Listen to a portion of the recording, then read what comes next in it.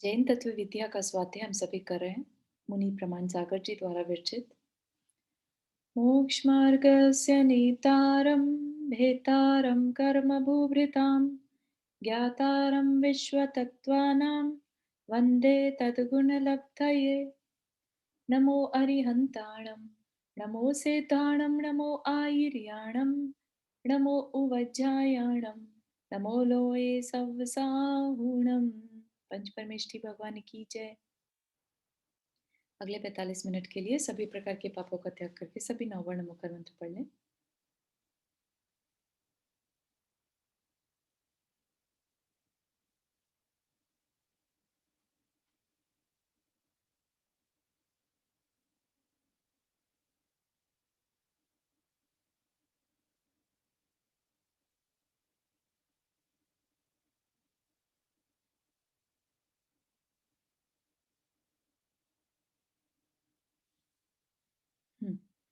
तो हमारा प्रकरण जो सम्यक दर्शन का चल रहा है, उसमें हमने कल देखा था विभिन्न तरह के सम्यक दर्शन। सम्यक दर्शन कितनी तरह से हम देख सकते हैं, पर्सपेक्टिव्स, राइट? कि निश्चय व्यवहार वाला देखा था, सराग और भीतरागी देखा था, उनकी पहचानें क्या होती हैं, राइट? उनके बाह्य कारण अंतरंग कारण क्या है। फिर अंदर में जो कर्म है, उनके अपेक्षा से 3 प्रकार का होता है। ये प्रकरण हमारा चल रहा था। तो उपशम, शायिक और क्षयोपशम। उपशम क्या है? जो सम्यक विरोधी कर्मों के उपशम यानी दबने से उत्पन्न होता है, वो सम्यक दर्शन, उपशम सम्यक दर्शन। और कोई भी कर्म को हम थोड़ी देर के लिए दबा पाएंगे, राइट? तो इसलिए इसका काल कितना बताया? अंतर्मुहूर्त। उसके बाद वह नियम से छूट जाता है। छूट जाता है मतलब कि उपशम क्वालिटी उसमें नहीं रहेगी। उसके बाद छायिक या छायोपशम या फिर वापस से मिथ्यात्व। ठीक है, कुछ एक उसको करना पड़ता है, मतलब क्योंकि थॉट्स तो चल ही रहे हैं ना, चिंतन चल ही रहा है। तो चिंतन जैसी बदलेगा अंतर्मुहूर्त के बाद, उसने कैसे मेंटेन किया उसको, जो उसको अंडरस्टैंडिंग आई, राइट? पहली बार सम्यक दर्शन इज नथिंग बट अंडरस्टैंडिंग का आना। तो उसको जो अंडरस्टैंडिंग आई, उसने उस अंडरस्टैंडिंग को आगे कैसे यूज किया। उसने अपने अंदर संदेह लाके ये सोचा कि नहीं नहीं ये तो ठीक नहीं हो सकता, तो उसको छोड़ दिया। ठीक है, तो वो वापस से मिथ्यात्व में चला जाएगा। और अगर ये सोचे, बार बार सोचता रहे कि जो उस समय फीलिंग आई थी वो ही सही है, वो ही सत्य है, ठीक, और उसके बेस पर आगे अपना बाहर में चेंजेस आने उसके शुरू हो जाएं, तो वो क्या कहलाएगा? क्षयोपशम सम्यक दर्शन। ठीक। और एक उसको बाद जिनेंद्र, एक बार ये दोबारा से बताओगे, जरा कुछ समझने में थोड़ा बुद्धि ऐसी है। सब नहीं, उसको थोड़ा सा समराइज कर रहे हैं जो कल पढ़ा था बेसिकली। अच्छा, ठीक है। ठीक। हाँ, तो उपशम सम्यक दर्शन जो बहुत थोड़े समय के लिए होता है और अनादि मिथ्या दृष्टि को होता है। ठीक। शादी को भी होगा तो बहुत टाइम के बाद होगा उपशम सम्यक दर्शन। ठीक है। हाँ, तो ये अंतर्मुहूर्त के बाद होने का क्या मतलब है, उसके बाद क्या होता होगा वो बात बता रहे हैं। कि एक बार सम्यक दर्शन हुआ, उपशम सम्यक दर्शन सिर्फ अंतर्मुहूर्त का है, उसके बाद क्या? ठीक है ना? तो उसके बाद या तो छायिक सम्यक दर्शन या क्षयोपशम सम्यक दर्शन या फिर मिथ्यात्व। ठीक। तो ठीक है। छायिक के लिए तो काल जरूरी है। केवली और पादमूल, श्रुत केवली का पादमूल चाहिए, उसके बिना हो नहीं सकता, वो हमने देखा था। ठीक है, तो इसलिए छायिक सम्यक दर्शन तो यहाँ पर कैंसिल कर दिया हमने। अब क्या रह गया? मिथ्यात्व बचा या फिर क्षयोपशम। क्योंकि अंतर्मुहूर्त के बाद भी विचार तो चल ही रहे हैं। अंतर्मुहूर्त के बाद जो उसको अनुभूति हुई, सम्यक दर्शन में जो अनुभूति हुई, उसको वो डाउट कर सकता है, राइट? कि ये ऐसा नहीं है, ऐसा तो मुझे गलत समझ में आया है, ये वो करके और वापिस से मिथ्यात्व में जा सकता है। या फिर जो उसे समझ में आया, राइट, उस समझ को वो कंटिन्यू कर सकता है। जब अपनी उस समझ को वो कंटिन्यू करता है, दैट इज कॉल्ड क्षयोपशम सम्यक दर्शन। ठीक है। ठीक है, थैंक यू। चलिए, तो अब हम देखते हैं क्षयोपशम सम्यक दर्शन का यहाँ पर क्या बताया है। कि सम्यक्त विरोधी कर्मों के कुछ अंशों में क्षय और कुछ अंशों में उपशम से जो उत्पन्न होता है सम्यक, वह जय जिनेंद्र, एक बार फिर से बताएंगे, मतलब क्या अंतर क्या है इसका? अंतर यही है कि उपशम छोटे थोड़े समय के लिए है और शिवोपशम अगर मेंटेन करके रखें, देखिए हाँ, सम्यक दर्शन कोई वो नहीं है कि किसी ने आशीर्वाद दिया और हो गया, यू नो। सम्यक दर्शन अपने पुरुषार्थ से होता है, अपनी समझ को ठीक करना इस सम्यक दर्शन। अब वो समझ कितनी देर तक ठीक रह सकती है, ठीक है? तो बताया है 33 सागर तक एक बार में शवशम को मेंटेन करके रखा जा सकता है। 33 सागर, ठीक है? इतने लंबे समय तक। तो एज अ ह्यूमन बीइंग हम लोग भी कोशिश करें तो हम सम्यक दर्शन, पहले उपशम सम्यक दर्शन पाएंगे और फिर उपशम को कन्वर्ट किया जाता है छायिक शिवशम या फिर मिथ्यात्व में। ओके, ठीक है, तो सबसे पहले उपशम सम्यक दर्शन पूर्वक ही ये दोनों बाकी के होंगे। ये बताना चाह रहे हैं कि उपशम सम्यक दर्शन जरूरी है इन दोनों के लिए। ठीक है, बेसिकली उपशम सम्यक दर्शन भूमिका बनाता है, मतलब उसके फाउंडेशन क्रिएट करता है। मतलब जब तक रोकेंगे नहीं तब तक कुछ नहीं होएगा, पहले दबाना पड़ेगा तब होएगा उपशम, कुछ। हाँ, उपशम सम्यक दर्शन नहीं होगा तो छायिक शिवोपशम नहीं हो सकता। हाँ, ठीक है, तो बच्चे को जैसे एडमिशन लेना पड़ता है किसी कॉलेज में, राइट, आगे पूरी डिग्री लेने के लिए, तो इस तरह से यहाँ पर क्या है, एडमिशन तो लेना ही पड़ेगा ना। तो एडमिशन इज उपशम सम्यक दर्शन। ठीक है, अब उसकी मर्जी है, वो अपना कॉलेज अटेंड करे बिना निकल जाए या पूरा उसको कंटिन्यू करे या मुश्किल से घिस पिट कर पास हो। ठीक तो है, उपशम सम्यक दर्शन मिथ्या दृष्टि को होता है, राइट? जी जी, बिल्कुल ओके, बिल्कुल ओके। सही है ना। ये क्यों उपशम? तो अच्छा, मिथ्यात्व होगा तभी दबाएगा कर्म को। हाँ ठीक है। अभी सबको समझ में आ रहा है, इट सीम्स। बिल्कुल सही है। क्या कह रहे हैं, सम्यक विरोधी कर्मों के उपशम। ठीक, सम्यक विरोधी कर्म क्या है, मिथ्यात्व, है ना। तो मिथ्यात्व कर्म के उपशम या उसके दबने से उत्पन्न सम्यक्त्व उपशम सम्यक दर्शन है। ठीक है, तो मिथ्यात्व कर्म दबेगा तभी सम्यक दर्शन सम्यक्त्व उत्पन्न होगा। एक चीज यहाँ पूछनी थी, ये सम्यक दर्शन का मतलब एक थॉट है ना, मतलब एक थॉट नहीं है, एक अंडरस्टैंडिंग है। अंडरस्टैंडिंग थॉट, और वो फिर अगर थोड़ी देर के लिए है या फिर से वही गलत बातें मन में आने लगी या हमने अच्छी बातों को छोड़ दिया तो वो फिर उपशम हो गया। हाँ, जैसे इसका सबसे अच्छा एग्जाम्पल मुझे जो लगता है वो यही है कि जैसे किसी पर्सन ने कभी एक जलता हुआ दीपक ना देखा हो, ठीक है, अब किसी अपॉर्चुनिटी की वजह से लेट से वो किसी के घर गया या उसने कहीं पर जलता हुआ एक दीपक देखा, ठीक, उसने पहले कभी नहीं देखा था कि वो इसकी लौ होती है, ऊपर की तरफ जाती है, इस तरह से पीला रंग होता है, गर्मी भी निकलती है, बहुत सारी चीजें उसकी ऑब्जर्वेशन में आनी थी, राइट। तो इस तरह से उसने पहली बार जब दीपक देखा, उसके बाद उसने वो बहुत समय तक नहीं देखा।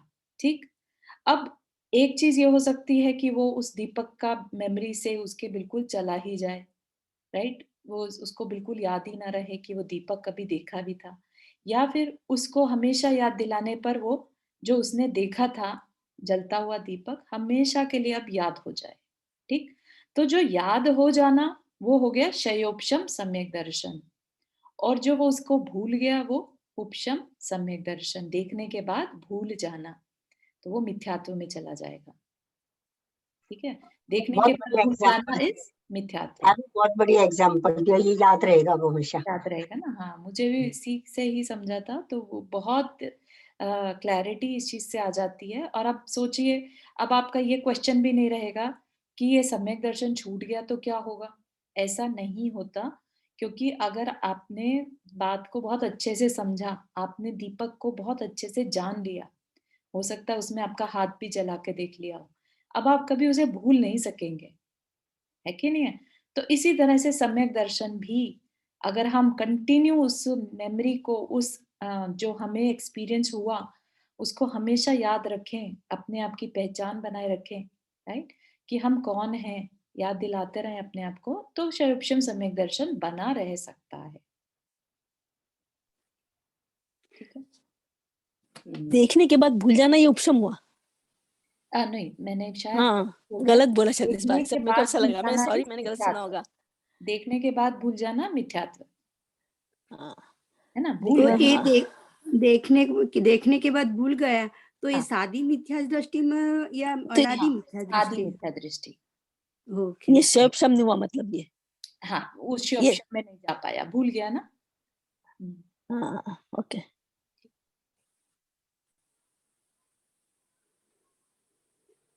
ओके, तो क्योंकि ऑल होने के बाद भूला, तो अब उसे अनादि नहीं कहेंगे, उसे सादी कहेंगे।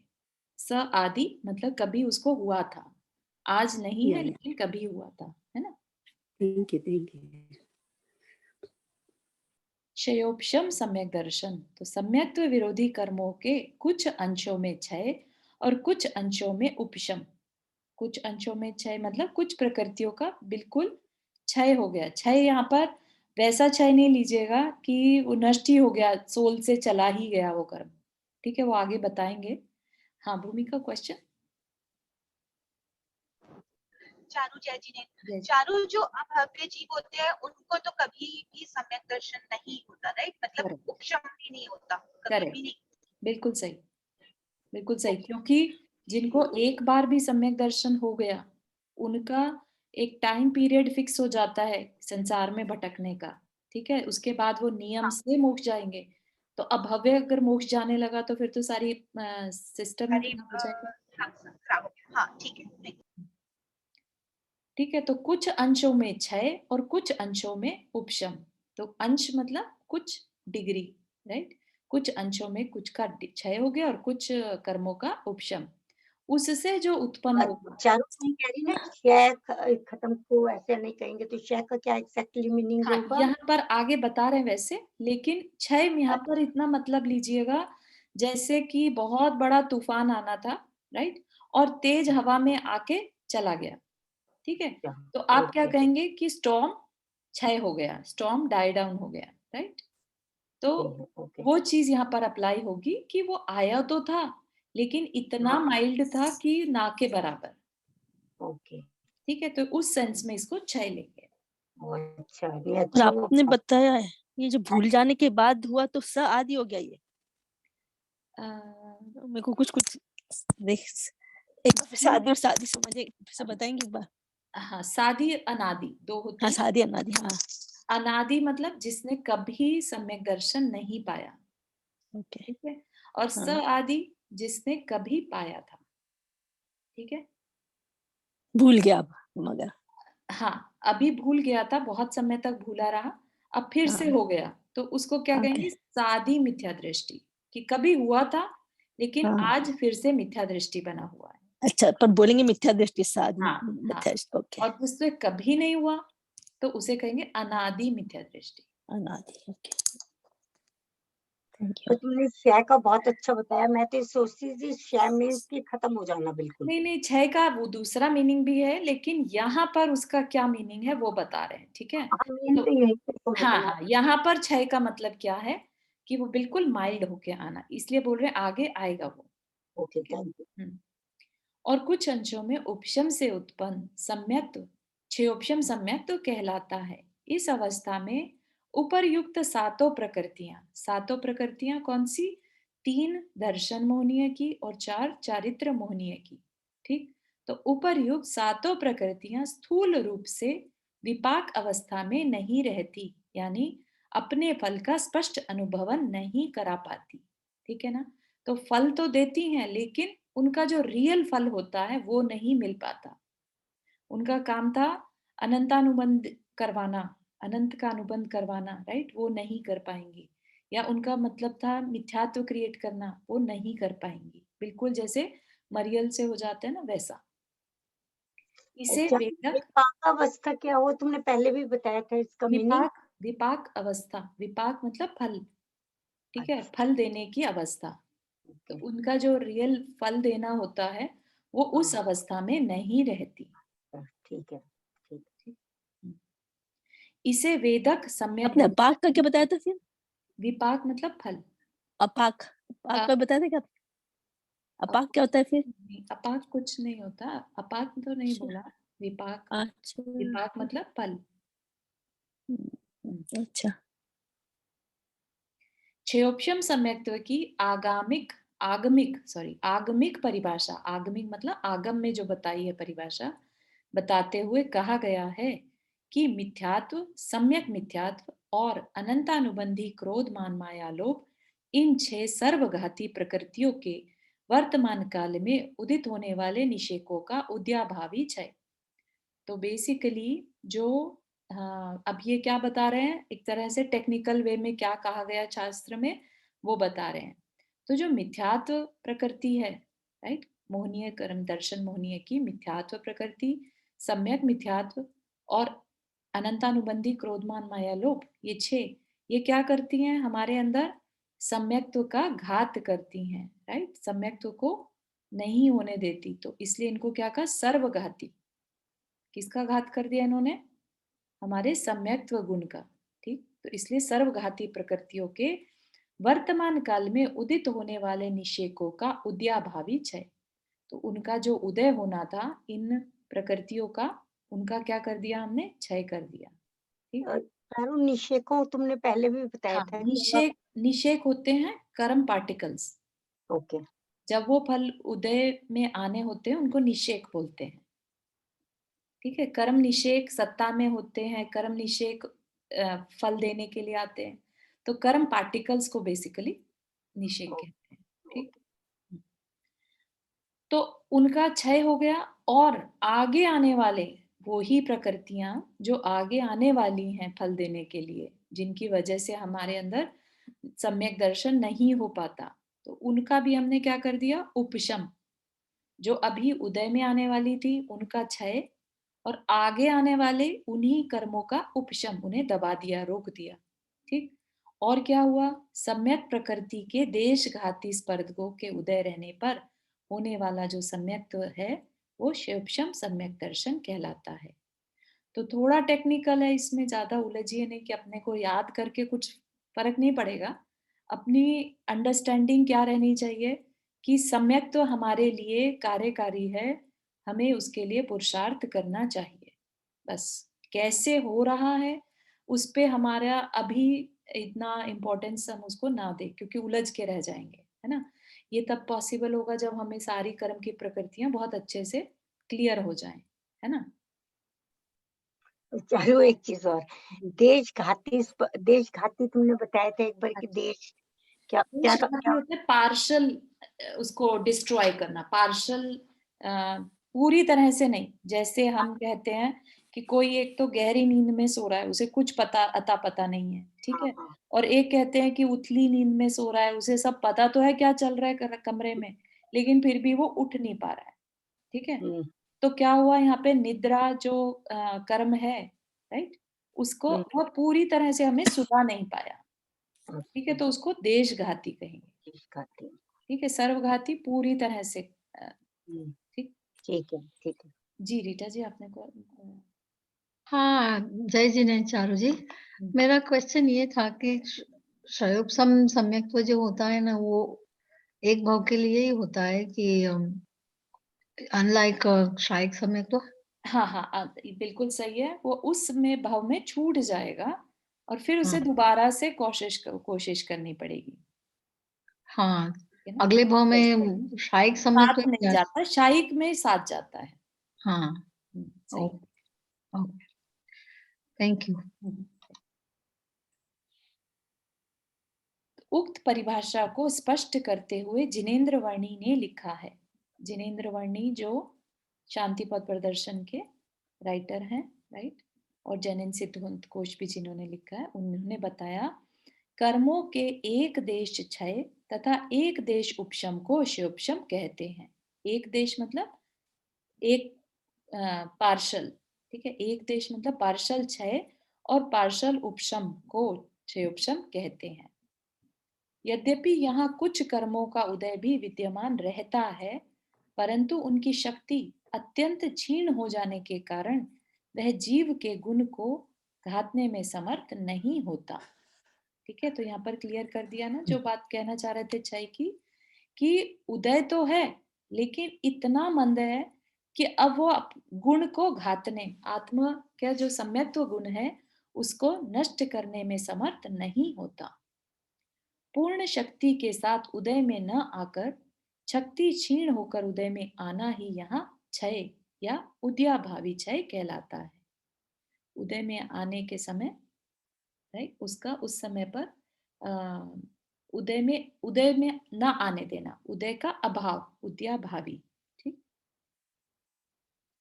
और सत्ता वाले सर्वघाती कर्मों का अकस्मात उदय में न आना ही उसका सदअवस्था रूप उपशम है, ठीक।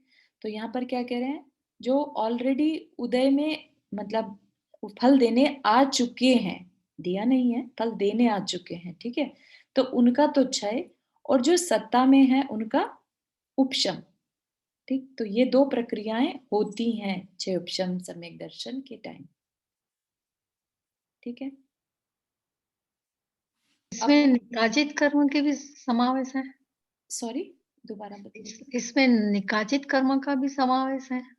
निकाचित कर्म, निकाचित कर्म नहीं, यहाँ वो तो सत्ता में रहते हैं ना। हाँ, सत्ता में रहेंगे। यहाँ पर चर्चा है जो 7 प्रकृतियां है ना, जिनकी वजह से सम्यक तो नहीं होने पाता, उनकी चर्चा करें। जो ये 6 प्रकृतियां भी यहाँ बताई है ना, मध्यात्व, सम्यक मिथ्यात्व और अनंतानुबंधी, क्रोधमान, माया लोभ, ठीक है, उनका यहाँ पर क्षय और उपशम। हाँ, लेकिन यहाँ लिखा हुआ है ना, सत्ता वाले सर्वघाती कर्मों। हाँ, सत्ता वाले सर्वघाती कर्म, मतलब ये इन्हीं की बात कर रहे हैं, अच्छा, सारे। ठीक। हाँ, ठीक। ओके। यहाँ पर ना ज्ञानावर्णीय की बात है, ना अंतराय किसी की बात नहीं है, सिर्फ मोहनीय कर्म की बात। हाँ, क्योंकि निकाजित कर्म तो भुगतना ही पड़ता है ना, तो हाँ जी, हाँ जी, नहीं, उनकी बात ही नहीं कर रहे अभी, यहाँ पर सिर्फ इन 6 प्रकृतियों की बात कर रहे हैं, क्योंकि वो ही कारण है सम्यक्त्व का घात करने में। हाँ, ओके, थैंक यू। अब बताया है सम्यक दर्शन के और भी 10 भेद हैं, ठीक। कैसे कैसे हैं? आज्ञा सम्यक्त्व, मार्ग सम्यक्त्व, उपदेश सम्यक्त्व, सूत्र सम्यक्त्व, बीज सम्यक्त्व, संक्षेप सम्यक्त्व, विस्तार सम्यक्त्व, अर्थ सम्यक्त्व, अवगाढ़ सम्यक्त्व और परम अवगाढ़ सम्यक्त्व के भेद से सम्यक दर्शन के 10 भेद हैं। ये विषय हमने हरिवंश पुराण जी में पढ़ा है, ठीक। तो ये सद अवस्था रूप उपशम ये क्या है? सद अवस्था रूप उपशम सद आगे? अवस्था रूप उपशम मतलब कि वो उस अवस्था में रहते हुए दबा दिए जाते हैं बस, ओके ओके, ठीक है। Thank you. उनका कोई कन्वर्जन वगैरह नहीं हुआ, जैसे हैं वैसे के वैसे बस दबा दिए, ओके ओके, थैंक यू। ठीक। तो यहाँ पर ये सम्यक दर्शन के और 10 भेद बता दिए। आज्ञा सम्यक, वीतराग जिनेन्द्र की आज्ञा मात्र का श्रद्धान करने से उत्पन्न सम्यक, क्योंकि हमने क्या पढ़ा था रत्नकरण शावकाचार में, सच्चे देव गुरु शास्त्र पर श्रद्धान होना सम्यक दर्शन है, ठीक है ना। तो उसी के बेस पर और आगे 10 भेद बना दिए, ठीक। जैसे कि कोई कहे कि वीतराग जिनेन्द्र की आज्ञा सिर्फ, राइट, कि हाँ ऐसा कहा है उन्होंने तो मुझे उस पर श्रद्धान हो गया, तो उससे वो क्या होगा, आज्ञा को मानेगा तभी उस पर वर्क कर पाएगा, राइट। तो उससे जो उत्पन्न हुआ वो आज्ञा सम्यक्त्व कहलाएगा। जी नंदा जी। ये हम कैसे वेरीफाई कर सकते हैं कि वीतराग जिनेन्द्र ने क्या कहा है एक्चुअली में, क्योंकि बहुत जगह पर कुछ कुछ डिफरेंस देखने में आता हाँ। है, और इवन जब भगवान को केवल ज्ञान भी होता है, उनकी वाणी खिड़ती है, तो जो गणधर जी होते हैं वो भी मतलब दूसरे धर्म के हैं, तो क्या उनके बताने में भी मतलब उनका जो बैकग्राउंड होता है उसका वो हो जाता है उसमें, मतलब जो भी वो एक्सप्लेन कर रहे हैं उनकी वाणी से जो भी, तो उसमें उनका अपना पुराना जो धर्म होते हैं, उनकी जो मान्यताएं होती हैं, उसका भी फर्क पड़ता है, तो हम एकदम कैसे वेरीफाई कर सकते हैं? बहुत सुंदर। तो आपका प्रश्न बहुत वैलिड है कि भाई जो उनके गणधर बने वो तो नॉन जैन थे, और उन्होंने आने के बाद और फिर अब वो जो बता रहे हैं हम उस पर विश्वास कैसे कर सकते हैं, या जिनेन्द्र भगवान ने जो कहा है वो गणधर तक पहुंचा और गणधर से फिर हम आगे आया, वो सही है कि नहीं, कैसे विश्वास करें। तो इसमें क्या है देखिए, पहली बात तो जो शास्त्र है ना, शास्त्र की बात यहाँ पर आए बिना नहीं रहेगी कि, और वाकई में कि शास्त्र कहाँ से आ रहे हैं, तो गणधर से आ रहे हैं। लेकिन गणधर को जो नॉलेज होती है, ठीक है, वो भले ही नॉन जैन की हो पहले, लेकिन जब उन्हें सम्यक दर्शन होता है, ठीक है, सम्यक दर्शन होते साथ ही उनका सारा ज्ञान सम्यक हो जाता है, ठीक है ना। इसीलिए कहा है सम्यक दर्शन और सम्यक ज्ञान एक साथ होते हैं, ठीक है। तो सम्यक दृष्टि का जो ज्ञान है वो सम्यक ज्ञान कहलाता है। तो अब वो जो भी बात कह रहे हैं, भले ही वो पहले नामजन थे, ठीक है, लेकिन अब जो कुछ भी उनके मुंह से निकलेगा वो सम्यक ही होगा, ठीक है। जैसे अभी हमने एग्जाम्पल जो दीपक का एग्जाम्पल लिया था, लेट से किसी ने नॉलेज तो थी लेकिन कभी दीपक देखा नहीं था, ठीक, और आज उसने अगर देख भी लिया तो अब वो जो वो बताएगा अपनी इंफॉर्मेशन साथ में जोड़कर, वो स्टिल दीपक के बारे में ही बताएगा, ठीक है ना। उसने जान रखा था कि गरम कुछ होता है, उसको पहले से पता था गरम एक चीज होती है, राइट, गरम ठंडा कुछ होता है, पीला रंग कुछ होता है, ये सारी जानकारियां थी उसके पास, ठीक है, लेकिन उसने कभी दीपक नहीं देखा था। समझ रहे हैं आप? तो जो बेसिक फाउंडेशन थी वो तो थी उसके पास, लेकिन उसने रियलिटी को में दीपक नहीं देखा था। अब देखने के बाद उसने अपनी उस नॉलेज को उस दीपक के साथ जोड़ दिया, ठीक है। अब वो पूरी तरह से बता पाएगा कि ये दीपक यस गरम भी था, पीला भी था, राइट, उसकी लौ ऊपर की तरफ जा रही थी, उसमें तेल था, इस तरह से, ठीक है। एक बात और, उसके बाद भी जो हमारे अभी शास्त्र हैं वो भी इतने सालों के बाद लिखे गए, क्योंकि पहले तो एक से हाँ दूसरे को ऐसे सुन के कन्वर्ट हो रहे थे। हाँ तो मतलब हमको एकदम ब्लाइंडली जो लिखा है वो मान लेना चाहिए, या अपना तर्क लगाना चाहिए कि ये हाँ चीज ऐसे है या नहीं है? हाँ। तो तो इसमें जो बड़े बड़े विद्वान होते हैं, राइट, उनका कहना है तर्क भी लगाना चाहिए और अपनी बुद्धि और अनुभव भी लगाना चाहिए। अनुभव बहुत मैटर करता है। तर्क हम आराम से लगा लेते हैं, लेकिन हम इतना एफर्ट नहीं लगाते इसमें कि हम अपने अनुभव से उसे जान पाए, ठीक है। बुद्धि, तर्क और अनुभव, खाली बुद्धि और तर्क लगाएंगे तो फिर भटकने के चांसेस हैं। लेकिन अगर हमने अपना अनुभव उसके साथ जोड़ दिया, ठीक है, अगर जिनेंद्र भगवान ने ये कहा कि अहिंसा परमो धर्म, ठीक, अब आप उसको बुद्धि से मान भी लें, तर्क भी लगा लें और आपको कुछ और नहीं मिल रहा है, यही सही है, ऐसा समझ में आ रहा है, लेकिन फिर भी अगर आप अपने एक्सपीरियंस में लाए बिना उसको सिर्फ बोलते ही रहेंगे कि अहिंसा परमो धर्म कहा है इसलिए मान रहा हूँ, कहा है इसलिए मान रहा हूँ, तो उतना उस पे श्रद्धा गहरा नहीं हो पाएगा, ठीक। तो अनुभव होना बहुत जरूरी है। अनुभव, जैसे जितनी भी बातें कही गई हैं शास्त्र में, उनको सबको आप एक्सपीरियंस में लाइए। जैसे भावनाएं बताई हैं अनित्य है, तो वाकई में अनित्य है क्या, तो उसको फिर आप ऑब्जर्व करना शुरू कीजिए, ठीक है ना, लाइफ में। तो हर एक बात को अपने को तर्क, बुद्धि और अनुभव से देखना पड़ेगा, ठीक। तो ऐसे ही अब हमारे आचार्य हैं, जैसे किसी को अगर ये पता हो, आपने कभी नियम लिया हो, लेट से आपने नियम ले लिया कि आज का पूरा दिन मैं सच बोलूंगा, ठीक है, आपने कभी ट्राई किया हो नहीं किया हो, आई डोंट नो, बट आप कभी करके देखिएगा। एक दिन सिर्फ आप ये कहिए अपने आप से कि आज के दिन मैं बिल्कुल झूठ नहीं बोलूंगा, कैसा भी झूठ, मतलब नॉट जस्ट झूठ, स्थूल झूठ नहीं, सूक्ष्म झूठ भी, मैं कुछ भी झूठ नहीं बोलूं, ठीक। उस दिन आपके परिणाम देखिए कैसे होंगे। कोई भी आपसे आके कुछ पूछता है, आप बिल्कुल उसको सही सही आंसर करेंगे।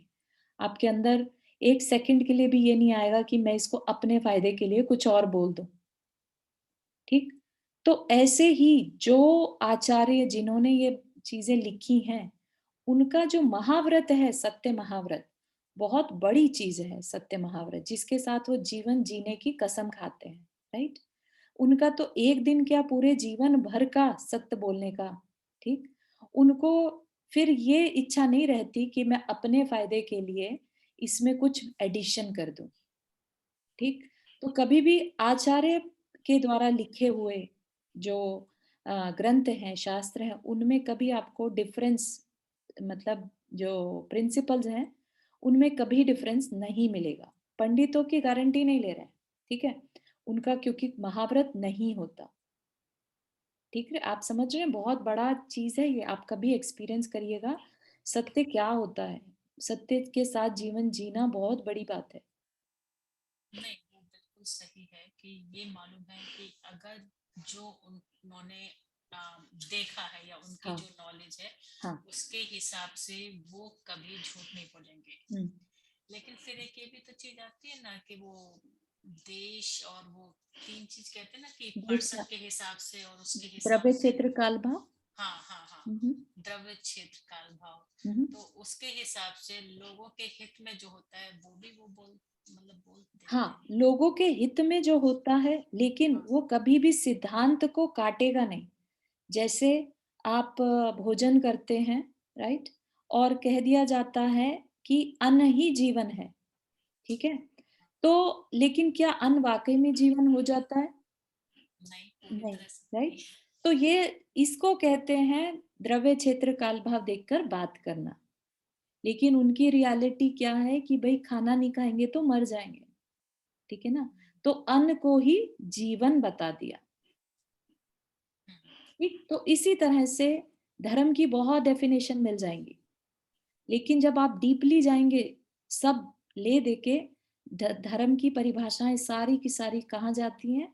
मोक्ष की तरफ लेके जाती हैं, ठीक है, तो यस, आई अग्री कि द्रव्य क्षेत्र काल भाव देखकर बात की जाती है।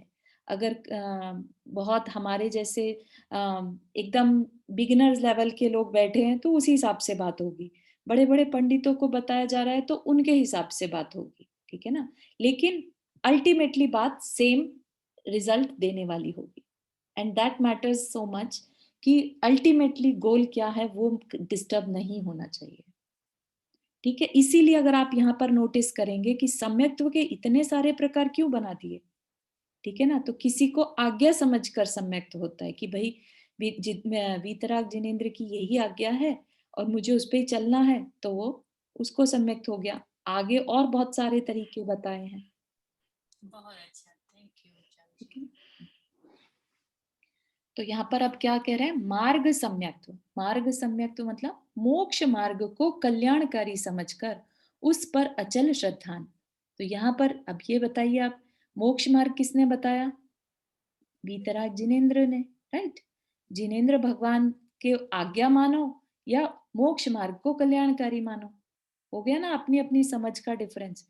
अब इसमें अगर हम जरा भी कहीं पर भी बुद्धि, तर्क और अनुभव को नहीं लगाएंगे तो हम अटक जाएंगे इस चीज में कि नहीं नहीं, मार्ग सम्यक्त्व सबसे बेटर है, एक कहेगा नहीं नहीं आज्ञा सम्यक्त्व बेटर है, सब अपने अपने पॉइंट को लेकर अच्छा बताने लगेंगे, लेकिन उसके लिए अनेकांतवाद जो सबसे स्ट्रॉन्ग टूल है, अपने को ब्रॉडर विजन के साथ देखना कि मार्ग सम्यक तो कहिए या आज्ञा सम्यक तो कहिए, सब कुछ कह तो सम्यक तो के बारे में रहे हैं, ठीक है ना, तो मेन चीज समझिएगा उसको, उसके रूट को पकड़ने की कोशिश करिएगा। हाँ सुधा जी। या जय जी, मैं पूछ रही कि ये महाव्रत जो मुनिश्री लेते हैं तो ये आचार्य श्री के पास ही लेता है कि दीक्षा के समय या कैसे लेता है महाव्रत? हाँ हाँ, दीक्षा के समय महाव्रत दिया जाता है, ओके उससे ओके। पहले प्रैक्टिस के लिए भले ही कोई कर ले, लेकिन दीक्षा के बाद तो उनका नियम मतलब फॉर श्योर उन्हें पालना ही रहता है। तो ये आचार्य श्री देते हैं, राइट? हाँ जी, मुनि दीक्षा के समय दिया जाता है और उसको मतलब जब तक मुनि 28 मूल गुण में आ जाता है ना ये, तो उसके बिना फिर अगर महाव्रत नहीं पालेंगे तो मुनि नहीं रहेंगे। राइट राइट राइट, ठीक है, थैंक यू। क्योंकि जैसे क्वेश्चन अभी नंदा जी ने पूछा था, ऐसा मेरे भी दिमाग में आता था पहले, जब वाकई में समझा कि मुनि बहुत ऊंची चीज है, तब जाके रियलाइज हुआ कि नहीं, वो जो कह रहे हैं ना, वो भले ही द्रव्य क्षेत्र काल भाव के हिसाब से कह रहे होंगे, लेकिन एक ही बात कह रहे हैं और हमारे कल्याण की बात कह रहे हैं बस। ठीक, नेक्स्ट बता रहे हैं उपदेश सम्यक।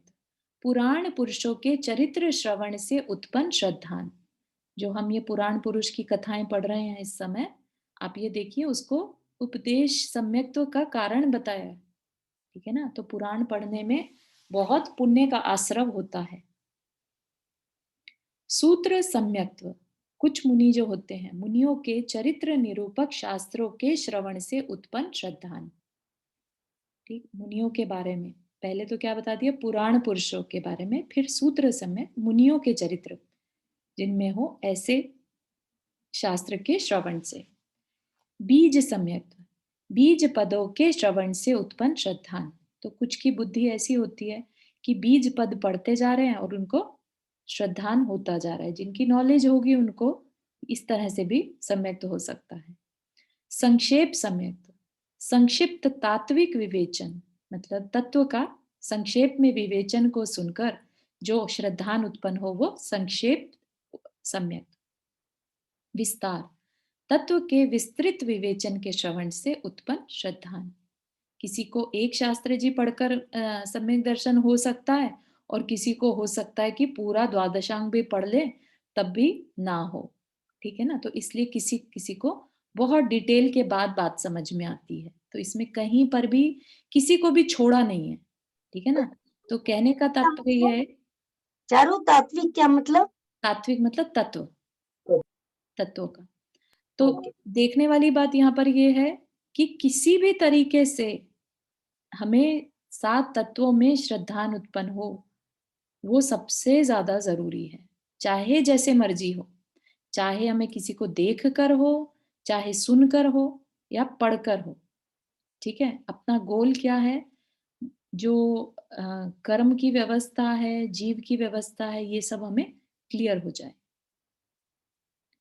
अर्थ सम्यक्त, वचन विस्तार के बिना केवल अर्थ ग्रहण करने से उत्पन्न तत्व श्रद्धान।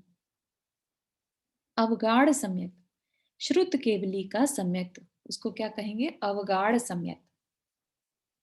परम अवगाढ़ सम्यक्त, केवल ज्ञानी का सम्यक दर्शन, केवल ज्ञानी को जो सम्यक दर्शन होता है उसको परम अवगाढ़ सम्यक्त, मतलब उनका सम्यक्त ऐसा है जो विशुद्धतर विशुद्धतम होता है वैसा। ठीक, अब बात कर रहे हैं सम्यक्त्व के 25 दोष, उसके 8 अंग, 8 गुण और 5 अतिचार की। ठीक, सम्यक दर्शन के 25 दोष, क्या दोष हैं? मलिनता जिसमें आ जाती है, कि हम कहते हैं ना कि निर्मल सम्यक दर्शन होना चाहिए। निर्मल, अगर निर्मल की बात कर रहे हैं तो कहीं ना कहीं मलिनता भी आती है, राइट। तो क्या मलिनता आ सकती है, तो वो बता रहे हैं। मलिनता से यहाँ पर ये समझ लीजिए कि किसी में मलिनता आई तो सम्यक दर्शन छूट जाएगा, ठीक है। तो क्या है, 3 मूढ़ता, 8 मद, 6 अनायतन और शंका आदि 8। इन 25 दोषों के द्वारा क्षयोपशम सम्यक दर्शन के गुण निर्मल न रहकर मलिन हो जाते हैं। तो क्या बता रहे, 3 मूढ़ता का मतलब, मूढ़ता का अर्थ है धार्मिक अंधविश्वास। आत्महित का विचार किए बिना ही अंधश्रद्धालु बनकर अज्ञानपूर्ण प्रवृत्ति करना मूढ़ता है। ये मूढ़ता 3 प्रकार की है, लोक मूढ़ता, देव मूढ़ता और गुरु मूढ़ता। मूढ़ता का मतलब समझ में आ गया, मूर्खता करना। धार्मिक अंधविश्वास को मूढ़ता कहा।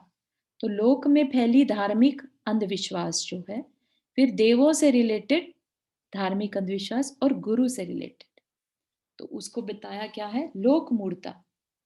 लोक मूढ़ता कैसे, ऐहिक फल की आकांक्षा, ऐहिक मतलब संसारिक फल की, संसार के सुखों की फल की आकांक्षा, एवं धर्म बुद्धि से, धर्म बुद्धि से मतलब उसको धर्म मानकर नदी सागर आदि में स्नान करना। हम लोग बहुत इससे परिचित हैं, बहुत अच्छे से, है ना, कि गंगा में स्नान कर लेंगे तो पाप धुल जाएंगे। आप सोचिए अगर गंगा में स्नान करने से सबके पाप धुल जाएं तो कितना इजी हो जाएगा पाप नष्ट कर पाना। लेकिन क्या हो जाते हैं, कहीं पर भी नहीं होते, है ना। पाप तो 2 ही तरीके हैं, पुण्य बढ़ाने से होंगे या निर्जरा करने से होंगे, ठीक। और क्या, पर्वत से कूदना, अग्नि में प्रवेश करना, पत्थरों का ढेर लगाकर पूजना आदि लोक मूढ़ता है, ठीक। धर्म से रिलेटेड जो प्रचलित चलती हैं चीजें, उनकी बात कर रहे हैं। देव मूढ़ता, लौकिक फल एवं वरदान की अभिलाषा से राग द्वेष आदि से मलिन देवी देवताओं की पूजा करना देव मूढ़ता है। तो लौकिक फल और वरदान की अभिलाषा से कि वो चीज हमें मिल जाए, उसके लिए क्या कर रहे हैं? राग द्वेष आदि से मलिन, मलिन मतलब जिनमें ऑलरेडी राग द्वेष है, ऐसे मलिन देवी देवताओं की पूजा करना देव मूढ़ता है। ठीक है, तो ये बहुत बड़ी सम्यक दर्शन की विराधना है कि हमें कुछ चाहिए तो हम बजाय अपना मंदिर में जाके पूजन विधान करें, अपने पुण्य को बढ़ाएं, ठीक है ना, अभिलाषा करने को मना नहीं कर रहे, लेकिन वो कैसे पूरी होगी उसको, उसके तरीके को मना कर रहे हैं, राइट। तो क्या कह रहे हैं कि उस अभिलाषा से अगर हम राग द्वेष आदि से मलिन देवी देवताओं की पूजा करते हैं तो वह देव मूढ़ता है। ठीक, वस्तुतः देव संबंधी अंधविश्वास और उस विश्वास की पूर्ति के साधन देव मूर्ता में समाविष्ट हैं। समाविष्ट मतलब इंक्लूडेड है। ठीक, देव संबंधी अंधविश्वास, देव संबंधी अंधविश्वास तो वही होगा ना कि हम अपने देव को पहचाने ही नहीं। किसी को भी अगर हम देव मानने लग जाएं तो जैसे हमने देवो स्वर्ग के देव क्या करते हैं, जो मिथ्या दृष्टि है वो जिनेंद्र देव को भी कुल देवता मानकर पूजते हैं, तो क्या वो सम्यक दृष्टि बन जाएंगे? नहीं बनेंगे, राइट। जो जैसा है, राइट, जो वीतरागी देव है तो उन्हें वीतरागता का मतलब समझना होगा। ठीक है, ये मेरे भगवान है इतना कहने से सम्यक दर्शन नहीं होगा। ये वीतरागी हैं, वीतरागता क्या होती है, राइट, और उस वीतरागता को जानने के बाद वो आपका लक्ष्य बन जाए तो आप क्या करेंगे फिर? अब आप रागी देवों के पास नहीं जाएंगे।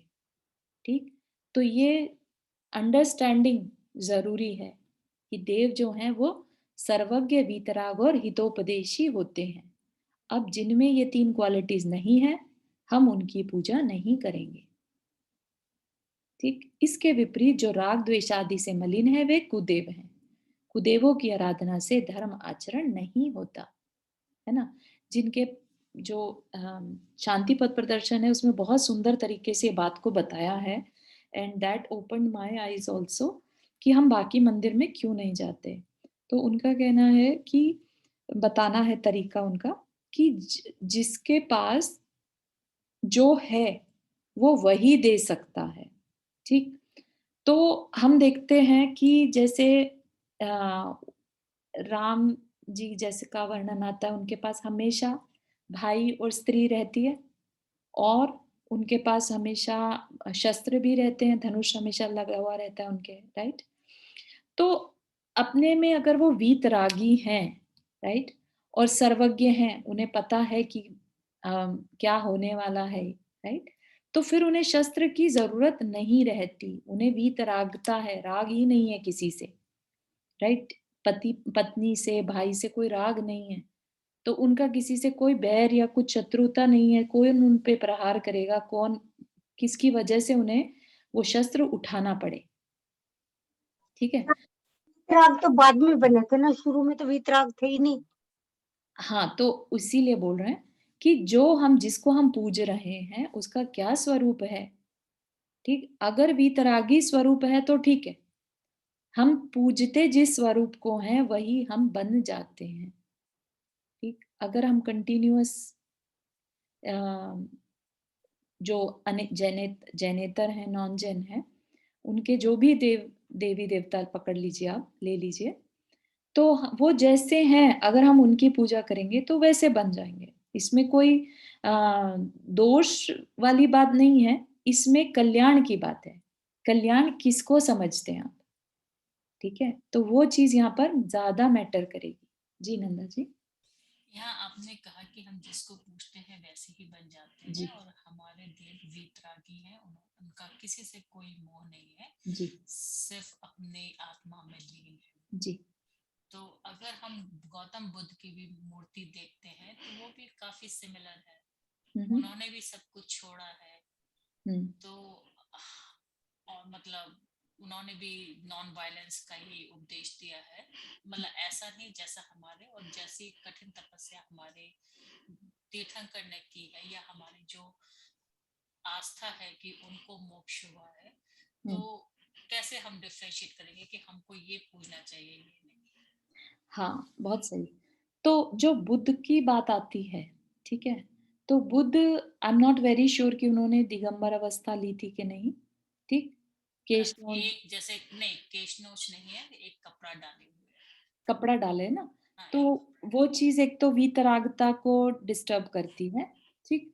और दूसरा ये कि उन्होंने फिर आगे चल के जो आत्मा का वर्णन किया, राइट? उनकी जो बातें हैं, वो कहीं न कहीं डिस्टर्ब हो जाती हैं। अगर हम न्याय के ग्रंथ पढ़ेंगे ना, जो बाकी दर्शन जो होते हैं, उनके साथ लेकर जैन धर्म की कंपैरिज़न स्टडी करते हैं, दर्शन शास्त्र बोलते हैं उसको।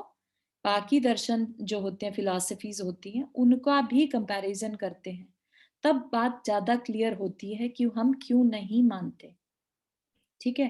क्योंकि अगर हमारी अंडरस्टैंडिंग गलत होगी, हम उसी को ही बार-बार, बार-बार मानते रहेंगे, विजुअलाइज़ करते रहेंगे। क्योंकि अगर आपको अब आगे-आगे जैसे हम बढ़ते हैं, हम लेट्स से आगे चलकर और आत्मा का ध्यान करने बैठे, ठीक? जिसका ध्यान करेंगे वैसा हमें उस तरफ हम अट्रैक्ट करते हैं, उस तरफ जाने लग जाते हैं, ठीक? तो जब हम आत्मा को शास्त्र के अनुसार जो बताया है वैसा जानेंगे, तभी उसका सही ध्यान कर पाएँगे, ठीक? बाकी में अगर ये कह दिया कि तुम जो आत्मा है वो ईश्वर का पार्ट है और खत्म जब शरीर छूटता है तो वो ईश्वर में जाके मिल जाती है। अगर हम इस तरह का कुछ मान के करेंगे, ठीक? तो क्या आपको लगता है कि वो कर्म रहित अवस्था को कभी प्राप्त करवा पाएगी? अंडरस्टैंडिंग में डिस्टर्बेंस हो गया ना? हाँ, तो इसी तरह से अपने को शास्त्र में क्या लिखा है, हमारे को जिस चीज पे फोकस करना है, सिद्ध अवस्था पर फोकस करना है, तो सिद्ध की पहचान, अरिहंत की पहचान बहुत अच्छे से करने के बाद फिर हम निर्णय कर सकते हैं, ठीक है ना? उसके बाद फिर हम भटकेंगे नहीं कि अरे ये भी तो ठीक ही लग रहा है ना, ये भी तो आत्मा की बात करते हैं, तो इसको मानने में क्या बुराई है, ठीक है? लेकिन जब आप डीप में जाएंगे और उसमें आत्मा की चर्चा पढ़ेंगे, तब आपको पता चलेगा कि अगर मैंने ये माना तो फिर मेरा अकल्याण हो सकता है, ठीक थोड़ा है? बहुत पढ़ा है मैंने, ये बुद्ध के बारे में है और हाँ, ये बुद्ध धर्म के बारे में। तो जैसे ये इनका भी मेडिटेशन होता है और हाँ ये जी, गेरुआ कपड़े, और फिर वही की क्षेत्र काल का, क्योंकि जिस जगह पर ये रहते हैं, इनके मठ वगैरह है, वहाँ हाँ ठंड जी, ज्यादा होती है, हाँ, तो it is worth to wear some हाँ, क्लोथ्स। हाँ, तो और एक ये भी लगता है कि जैसे हमारा धर्म है, हमारे साधु लोग का जो वेशभूषा, मतलब जो है वीतरागी और दिगंबर हम्म, वेशभूषा, तो उसकी वजह से धर्म बहुत फैल नहीं पाता है हम्म, और जगहों पे नहीं जा पाता है, इतनी लिमिटेशंस की वजह से।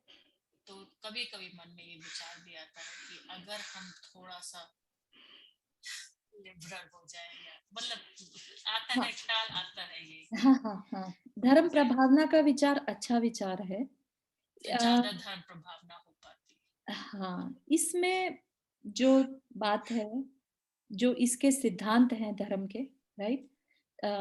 अहिंसा परमो धर्म, परस्पर उपद्रव जीवानाम। तो अगर हम इसको अपने जीवन में लाएं, ठीक है ना?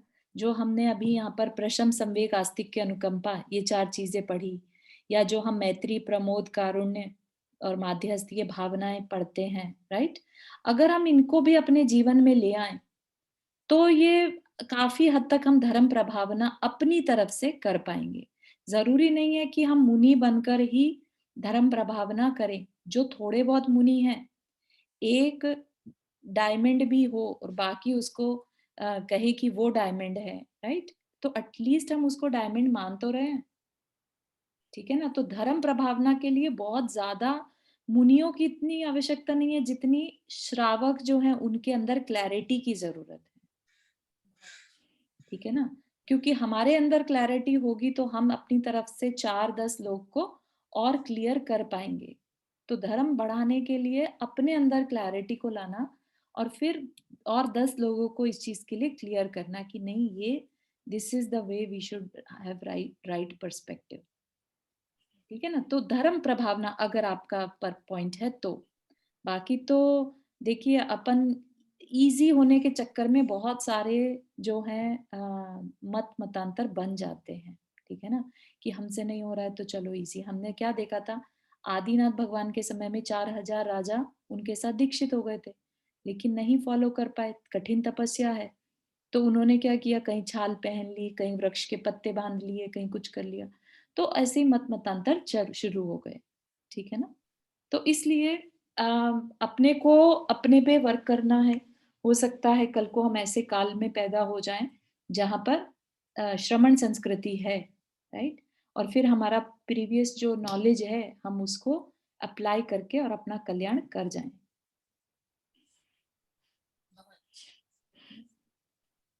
ठीक, हो गया नंदा जी? भूमिका का क्वेश्चन ले लेते हैं। भूमिका, yes,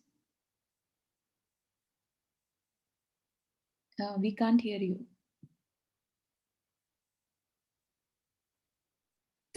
can you hear me now? Now is fine, yes.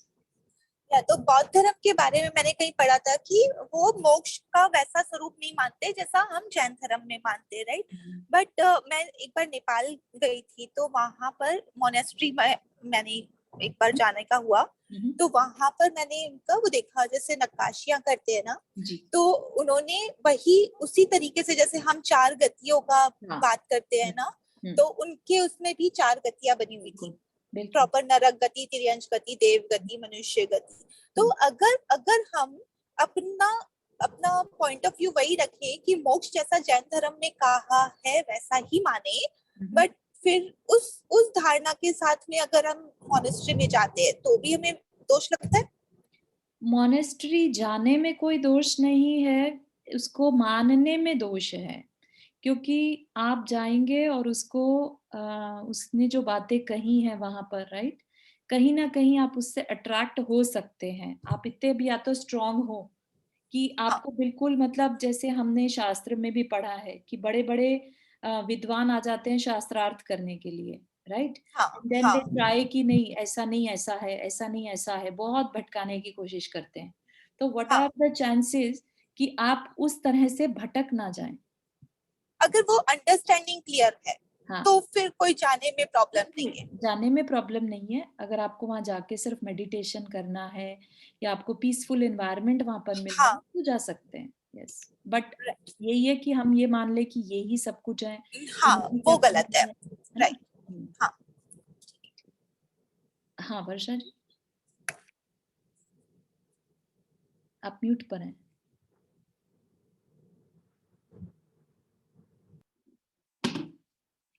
हाँ वर्षा जी, आप कुछ कह रहे हैं? नंदा जी आप बोलिए।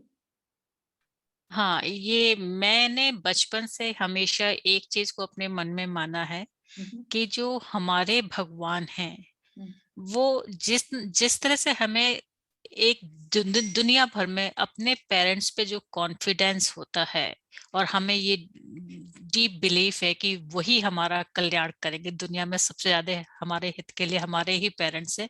किसी और के पेरेंट्स के पास चाहे कुछ भी हो वो हमारे लिए इतने कल्याणकारी नहीं होंगे। वही विश्वास बस मुझे अपने भगवान पर है। और फिर चाहे दूसरों में अच्छाइयां हों बुराइयां हों वो मिलेंगे करेंगे, लेकिन मतलब वो हमारे लिए कल्याणकारी नहीं है। मेरी सिर्फ एक ही भावना रहती है हमेशा। तो बहुत अच्छा। इस भावना को कहते हैं कि एक परिवार से आपको एक वो संस्कार मिले हैं। ठीक है, जैसे हम अपने माता पिता को कैसे जानते हैं, उन्होंने बताया हमें कि हम तुम्हारे पेरेंट्स हैं और फिर वो टेक केयर करते हैं हमारी। ठीक है, तो हमें बुद्धि में भी आया और अनुभव में भी एक्सपीरियंस भी किया। तो इसी तरह से सारी चीजों पर लगाना इस अनुभव को कि बाकी जगह पर जाकर आप देखिए वहां पर है क्या, क्या चाहते हैं हम। ठीक है ना, शांति गोल है हमारा, तो क्या वो वहां पर मिल पाएगी? जहां पर वीतरागता ही ना हो, जहाँ राग हो, तो वहां पर हमें राग के अलावा क्या मिलेगा? यही तो मिलेगा ना कि अरे ये भगवान भी तो अपनी पत्नी के साथ ही रहते हैं, तो हम क्यों अपनी पत्नी या पति को छोड़ें, ठीक है ना? तो इसलिए बहुत बड़ी चीज है ये एक्चुअली क्लैरिटी का होना। नहीं, असली अपन जाते सब जगह हैं, पर फिर भी अपने ही भगवान अपने को मतलब अच्छा लगता है। हाँ जाते सब जगह और सबको पूज भी ले, देख भी लेते हैं, सब अच्छा लगता है वहां पे, पर फिर भी आखिरी में अपना ही लगता है कि नहीं, अपना भगवान अलग हाँ, मतलब अच्छा अच्छा लगना लगता है, एक मतलब अलग चीज है। आई हाँ एग्री, अच्छी बात है, लेकिन क्लैरिटी होना कि हमारे भगवान हमें अच्छे क्यों लगते हैं, ठीक है? ये हमेशा याद रखिए। हाँ, क्योंकि वीत आ गई, उनको कुछ नहीं चाहिए। बिल्कुल, बिल्कुल, ये और सही, सबको सब जगह सब चीज चाहिए होती है, उनके सब स्वागत सब होता है उनके यहाँ। बिल्कुल, हाँ, मतलब उनका श्रृंगार और सब चीज बदल रही, सब चीज होता रहता है, मतलब सब अच्छा है, पर बहुत अच्छा, उनमें वो नहीं है ठीक, जो अपने भगवान, मतलब ऐसा लगता है मेरे को, पता नहीं, हाँ, पर बाकी सब कोई नहीं सही, जानते। बिल्कुल सही, हम चलिए। जाति सब जगह हूँ, पर बस वही लगता है और कुछ नहीं। ठीक है। चलिए आज के लिए इतना ही रखते हैं, और जिन्होंने हाँ जी, चारू जी, हम्म, मेरा प्रश्न था एक, जी, बोलिए। हाँ जी, या मेरा प्रश्न ये था, देवमूर्ता जो है उसके अंदर ही है, लाइक हमारे यहाँ मतलब हमारे यहाँ नहीं, लेकिन ऐसे मैंने सुन रखा है ऑनलाइन जूम पर सब भेजते रहते हैं अच्छा, भक्तामर हीलिंग, तो उसको किस में गिनेंगे, देवमूर्ता में? भक्तामर जी के लिंक, हीलिंग, भक्तामर की हीलिंग भक्तामर देते जी हैं ना लोग। healing, हाँ, उसको देवमूर्ता में नहीं लेंगे अनलेस कि उसमें किन्हीं देवी का नाम है और हम उन देवी को ही सब कुछ मानने लग जाएं। नहीं, वो लाइक भक्ताम्बर के श्लोक ऊपर लाइक आपको ये ठीक हो जाएगी, ये हाँ, बीमारी ठीक हो हाँ, जाएगी, तो वो इसमें ठीक कोई, है। इसमें हाँ, वो ठीक है। अच्छा, अगर वो बिजनेस वगैरह के लिए लेते हैं तो वो ठीक नहीं है, लेकिन अपने शरीर के रोग मिटाने के लिए श्लोक बोलते हैं हाँ, 21 बार हाँ, पढ़ो, ठीक है, अपन बिल्कुल पूरा सही, ही पढ़ ले तो क्या प्रॉब्लम है, राइट? बिल्कुल सही है। एज अ बिजनेस हम ये बनाना मानते हैं उसको कि अच्छा पूरा नहीं है। रोज पढ़ते ही है, तो फिर एक एक श्लोक को 21 बार क्यों पढ़ना, हाँ, मतलब पता नहीं। इसमें यही बताया है, भले ही अच्छा काम कर रहे हो तुम, धर्म प्रभावना कर रहे हो, लेकिन पैसा लेना, जिनवानी को पढ़ाकर पैसा लेना या जिनवानी के थ्रू से अपने पहले बुक्स वगैरह का मूल्य नहीं होता था। जो जी, शास्त्र हैं वो फ्री के होते थे, या या उसमें और सहयोग राशि वर्ड यूज करते थे, कभी उसमें उसका मूल्य नहीं। नहीं, जिनवानी या जो है कभी बिकती नहीं है, ठीक है ना? आई थिंक वो तो लोग फ्री वो में जूम पर करवाते हैं, लाइक जूम मीटिंग रहती है, शायद कहीं पे सुना मैंने, तो बोलते हैं भक्ताम्बर हीलिंग में ज्वाइन कोई बीमार था, बोला हाँ, इससे कैंसर ठीक हो जाता है, तो लाइक भावना वो योग ठीक भी है। एक वन काइंड, हाँ, वो ठीक है, अगर वो पैसा नहीं ले ठीक रहे है, हैं तो इट्स ओके, तब तो धर्म बिजनेस के प्रभावना। लिए नहीं है तो ठीक है, अपने हाँ, बॉडी के लाइक हमारा अच्छा हो जाए तो मैं कल्याण कर पाऊँ, तपस्या कर पाऊँ, यस, अगर तो बिजनेस करते हैं तो फिर कुभोग भूमि में जाना। हाँ वो हाँ कुभोग कुदेव और कुभोग भूमि, लाइक देव मूर्ता हो जाएगी, राइट, वो क्या, नहीं वो दूसरे लोक मूर्ता में आ जाएगा ना। नहीं, पैसा लेना मूर्ता नहीं, नहीं आता। लेना नहीं, बिजनेस अच्छा चले इसके लिए हाँ, करना है। अच्छा, ठीक है, हाँ, ठीक है। हाँ, बिजनेस अच्छा चले उसके लिए भक्तामर जी पढ़ रहे हैं, तो कोई नहीं उसमें मतलब बहुत बुराई नहीं लोग है। अपने भाई बोलते हैं, हाँ, लेकिन हमें चाह तो नहीं करनी है ना, पढ़ेंगे तो अपने आप ही सब पुण्य से हो ही जाता है। हाँ, वो ठीक है, लेकिन अगर हाँ, कोई करता भी है तो उसमें मूढ़ता नहीं कहेंगे इसको, क्योंकि मिथ्या, भक्तामर जी में अपने भगवान की गुणगान है, ठीक है, ठीक है ना? तो इसलिए मूढ़ता तो नहीं है। नहीं होगी, लेकिन वो मिथ्या तो निदान, कहा ही हाँ, जाएगा नहीं। निदान में आ जाता है और निदान नहीं अच्छा, करना ठीक है, चाहिए, ठीक है, ठीक है? ठीक है, थैंक यू। चलिए, आज के लिए इतना ही रखते हैं। जिनवानी स्तुति। जा वाणी के ज्ञान से सूझे लोकालो, सो वाणी मस्तक धरो सदा देत हूँ तो, हे जिनवाणी भारती तो ही जपो दिन रहन, जो तेरा शरण आ गए सो पावे सुख चैन। नौ बार नमकर।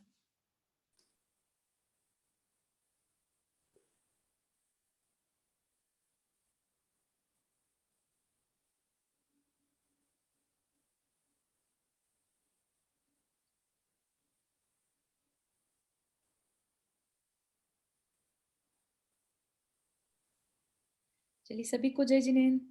सभी को जय जय। जय जिनेन्द्र कल है सब। जय जय जिनेन्द्र जिनेन्द्र सभी सभी को। को। कल है कि कल फ्राइडे नहीं है है? ना? कल कल नहीं नहीं है। है। तो मंडे को मिलेंगे ना। जी, हाँ, ऑल चलिए। जय जिनेन्द्र। जय जिनेन्द्र चारू, थैंक जय यू। जय जिनेन्द्र।